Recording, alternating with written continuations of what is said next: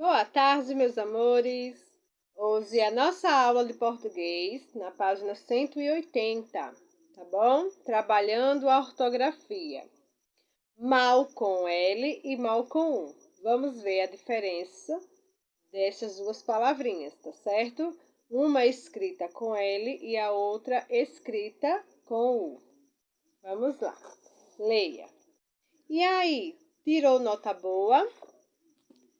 Nada, fui mal no teste, porque não estudei. Preciso compensar meu mau desempenho. As palavras mal com L e mal com U causam muitas confusões e deixam quem escreve com dúvida. Saiba quando usar mal com L ou mal com U.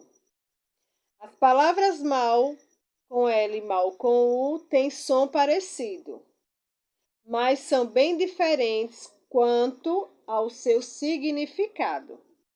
Para não se esquecer, preste atenção agora. Mal com L é um advérbio, certo? É o contrário de bem e funciona modificando o verbo, o adjetivo ou outro advérbio. Então, a palavrinha mal com L, ele é um advérbio e é o contrário de bem. Eu fui bem, eu fui mal, certo? Por isso, aí, a diferencinha. E mal com U, vamos ver mal com U. Mal com U é um adjetivo e é o contrário de bom. Bom, mal. Ele é um menino bom. Ele é um menino mau, certo? E funciona modificando o substantivo, tá bom? Então, mal com L é o contrário de bem. Eu fui bem na prova. Não, eu fui mal na prova. Ele é um menino bom. Ele é um menino mau. Então, mal com L é o contrário de quê? De bem. E mal com o contrário de bom, tá certo? Então, essa é a regrinha. Mal com L é o contrário de bem. Mal com U, contrário de bom. Quando houver dúvida para escrever mal com U ou mal com L, substitua mentalmente mal com L por bem e mal com U por bom, como a tia fez. Eu fui mal no teste. Eu fui bom no teste, certo? Eu fui bem no teste, eu fui mal no teste. Ele é um menino bom, ele é um menino mau, certo? Então, é só fazer substituição. Mal com L é o contrário de bem. Mal com U, contrário de bom. Ok? Agora vamos para a atividade. Questão 1. Use adequadamente mal com L ou mal com U. Caso você tenha dúvida, substitua mentalmente mal por bem com L e mal com U por bom. O lobo sempre persegue os porquinhos. Você acha que banho frio faz? Aí vai completar, mal com U ou mal com L, tá bom? Os alunos foram no exercício de ciências. Um exemplo não deve ser seguido. O marceneiro trabalha muito. As nuvens cinzas são sinal de mau tempo. Então, vocês vão completar. Mal com L ou mal com U. Questão 2. Não se esqueça. Mal é antônimo de bom. Mal com U é antônimo de bom. Mal com L é antônimo de bem. Agora substitua nas frases as palavras destacadas por seu antônimo. Letra A. Lúcio parece ser um mau aluno. Daniel foi mal no campeonato de natação. Seja sempre um mau exemplo para seus colegas. A aluna do 5º ano A foi mal na apresentação do trabalho. Então, aí nas frases tem a palavrinha mal. Mal com U e mal com L. Você vai substituir pelo contrário de cada mal, tá? De cada malzinho aí. Mal com U ou mal com L. Questão 3. Faça a correspondência para completar as frases. Mal com U e mal com L. Tá bom? É só fazer a correspondência e completar aí os espaços com mal com L ou mal com U. Questão 4. Complete os espaços com mal com U ou mal com L. Precisamos combater aquilo que é. Meu vizinho tem um caráter. Adriana, infelizmente, está muito. Questão 5. Marque a frase em que a palavra mal foi empregada corretamente. Então, vai marcar, vai ler aí as frases e vai marcar que teve a palavra mal empregada corretamente, que está escrita corretamente, certo? Aí temos aqui a produção de texto.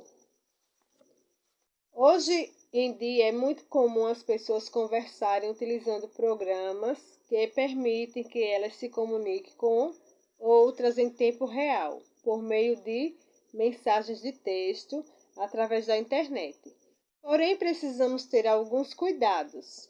Converse com seus colegas sobre os perigos existentes em uma conversa online. Etapa inicial: refletir. Você acha que devemos divulgar informações pessoais na internet? Você já vivenciou ou conhece alguém que teve uma experiência ruim ao conversar em sites de relacionamento? Como foi? Que dicas você daria para que seus amigos não corressem perigo no uso da internet? Etapa final: produção escrita. Crie um texto falando sobre os cuidados que devemos ter no uso da internet quando conversamos com pessoas estranhas. Então, vocês vão criar aí um texto, certo? Falando sobre esses cuidados, ok?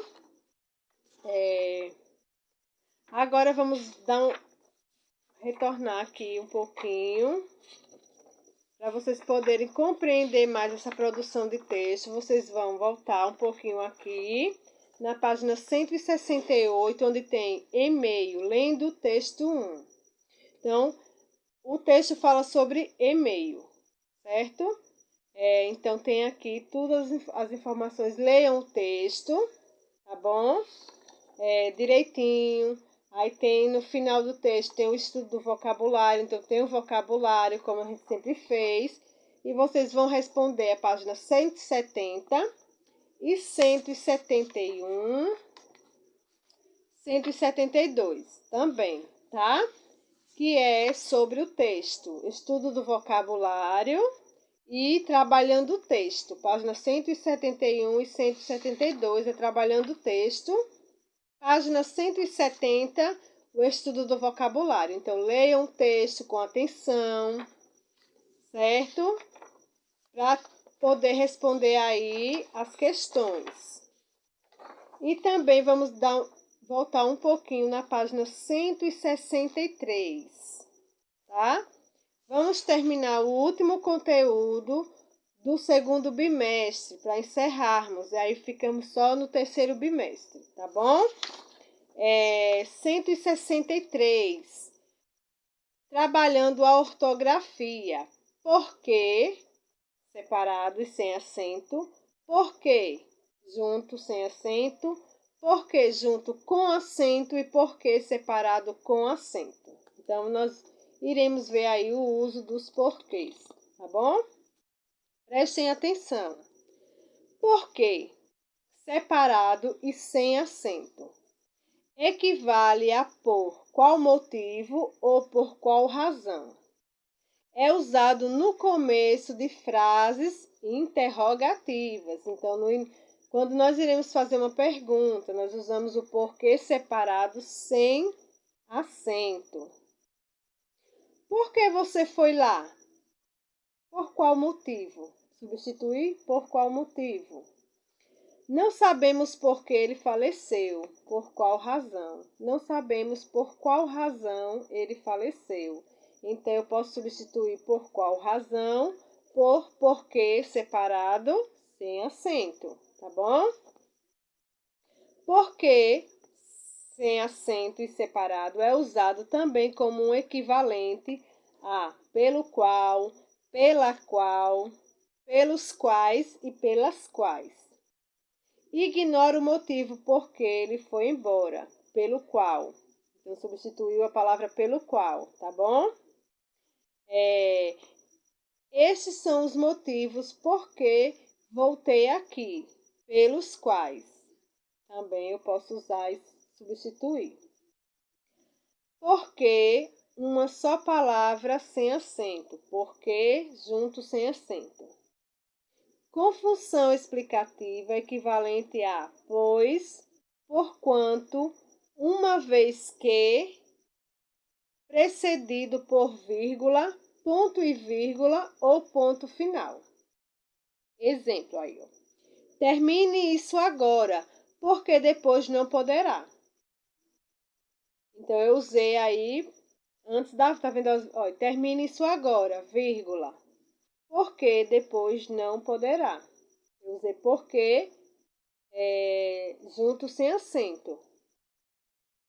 Não pude ir porque tive de estudar para a prova.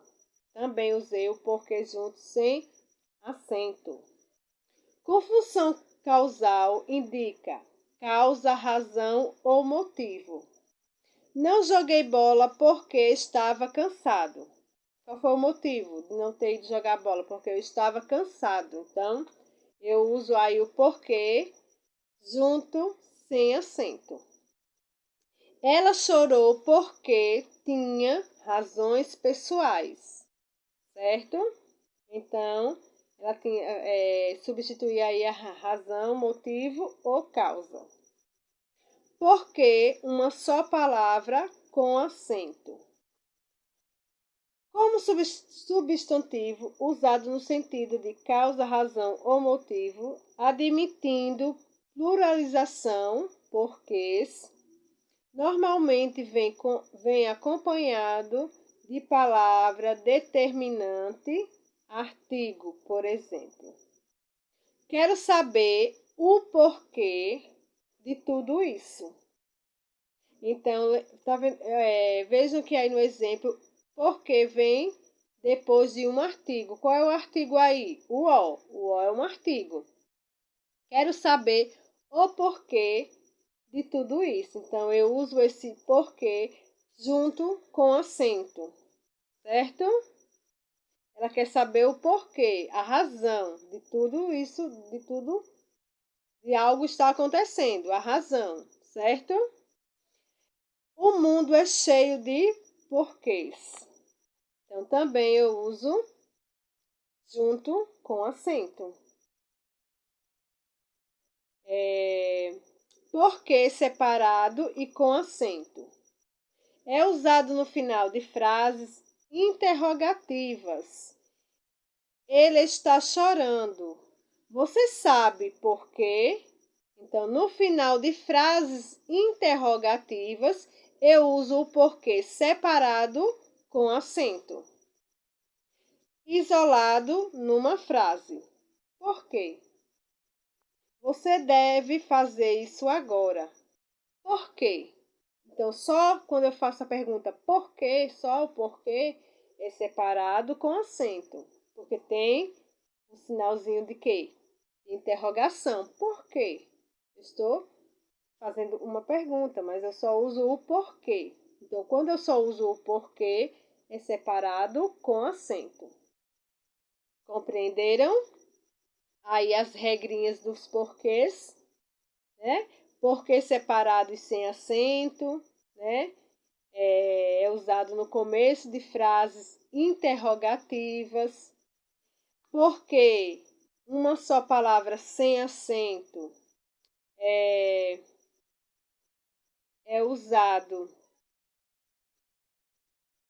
para substituir as palavras pois, por quanto, uma vez que, né? Precedido por vírgula, ponto e vírgula, não é isso? Porque uma só palavra com acento, né? Como substantivo, usado no sentido de causa, razão, motivo. Porque separado e com acento é usado no final de frases interrogativas. Ok? Agora vamos para a atividade. Questão 1. Leia as definições nos quadros abaixo e ligue-as aos seus correspondentes. Equivale à expressão por qual motivo?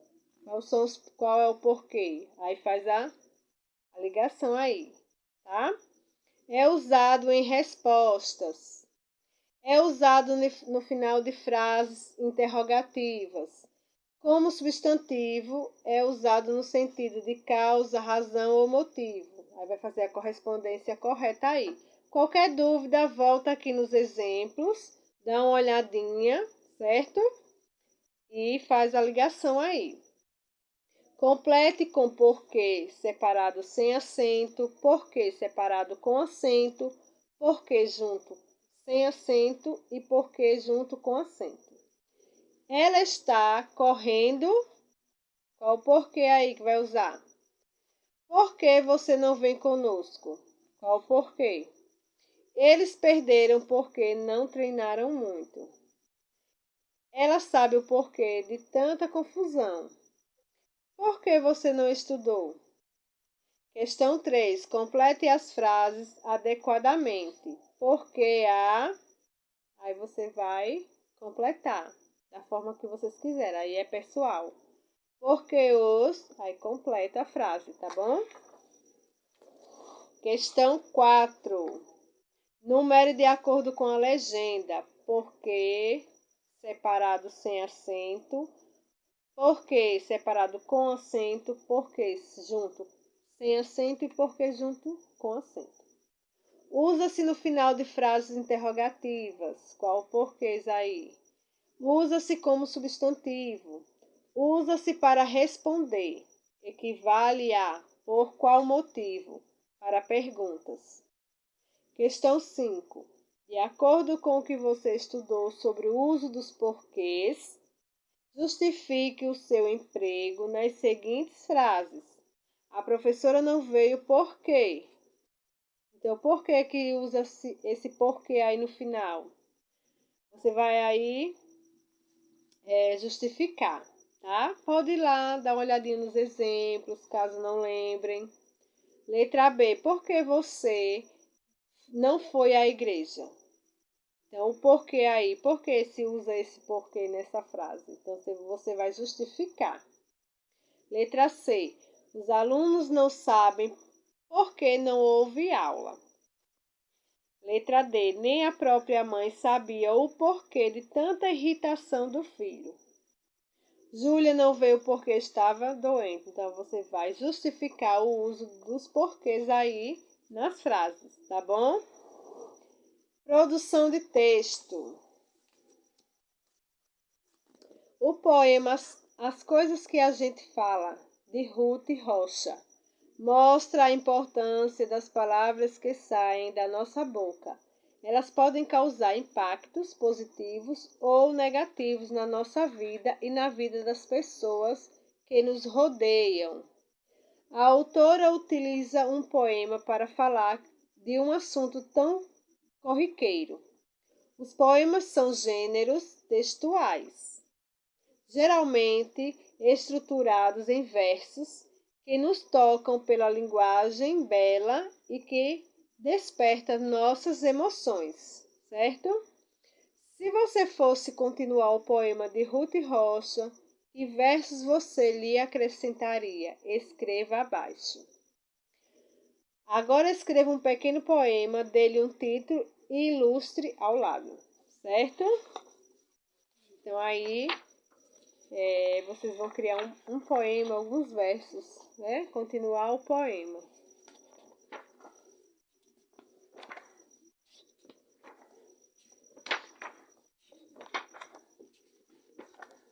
Então, aqui, as coisas que a gente fala. As coisas que a gente fala. Então, o poema aqui do texto 5. Certo? Então, o texto 5 é o poema. Qualquer coisa, vocês queiram uma ideia, é só voltar na página 148 do texto 5, tá bom? Então, por hoje é só. Qualquer dúvida, podem falar com a tia, certo? Que a tia tenta ajudar da melhor forma possível, tá bom? Então, beijos e até amanhã.